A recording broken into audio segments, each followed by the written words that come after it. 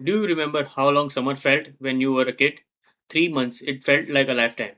You would wake up, ride your bike, come home at sunset, and somehow the summer still wasn't over. Now you blink and it's December. You tell yourself you have been busy, that's life, just picked up. But what if I told you that's not just a feeling? Let's start with a theory called a proportional theory of time. When you were 5 years old, 1 year represented 20% of your entire life. That's huge. Your brain had almost no reference points. Every experience was new, every memory was being formed for the first time. But when you were 40, that same 1 year is just 2.5% of your life. Your brain compares time relative to how much life you have already lived. So a year at 40 doesn't feel like a year at 5. It feels like a few weeks. Think of it like this. Imagine you are counting to 100. The first 10 numbers feel slow. You are focusing on each one, but by the time you hit 90, you are flying through them. That's your life on the timeline, and you are already deep into the count. But there's a second reason, and this one gets into actual wiring of your brain. Your brain is a prediction machine. Its number one job is to conserve energy, and the way it does it is by ignoring things it already knows. When you were a child, everything was new. Your first time in a swimming pool, your first time day at school, the first time you tasted a mango, your brain was working overtime, recording, filling, cross referencing every single experience.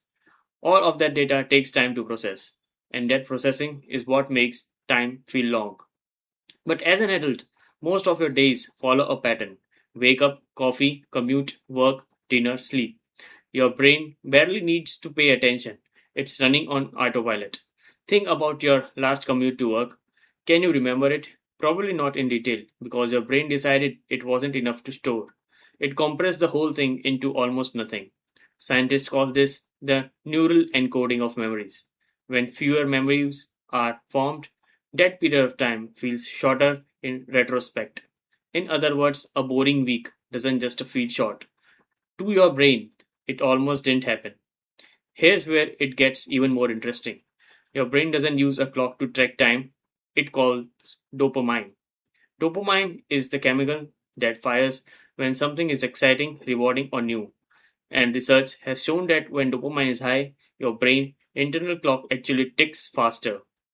This is why exciting hours feels like it passed in 10 minutes and a boring hour in a waiting room feels like it stretches for days. As a children, our dopamine systems are firing constantly. Everything is at first. Everything triggers that rewards circuit. As adults, we have experienced most things before. Our dopamine baselines drop, our internal clock slows down, meaning that outside our heads speeds up. It's a cruel trick. The more experienced you are, the faster time feels. So here's a question everyone asks at this point: can you slow time down? And the answer, backed by neuroscience, is yes, but not the way you expect. You can't add hours to the day, but you can force your brain to take more notes. The research is clear. Novel experiences, things you have never done before, create more memories per unit of time. More memories means that period of time feels longer when you look back to it. A weekend where you tried a new restaurant, took a different route home, learned three new words in another language. That weekend feels longer in your memory than a month of the same routine. Psychologists call the holiday paradox. Vacations feel short in the moment because you are absorbed, but they feel long in memory because your brain was recording everything. So the practical answer is surprisingly simple. Do new things. Deliberately break your patterns. Take the unfamiliar road. Try the food you always skip. Your brain will start taking notes again, and time will start to stretch.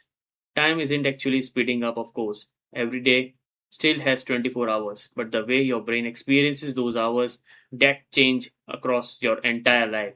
And understanding why it changes is the first step to taking that experience back. You're not running out of time, you are just running low on new experiences. So go find one. If this made you think of someone who's always saying, where did this year go? Tag them below, and if you want to know what else your brain is doing behind the scenes without telling you, subscribe because you are just getting started.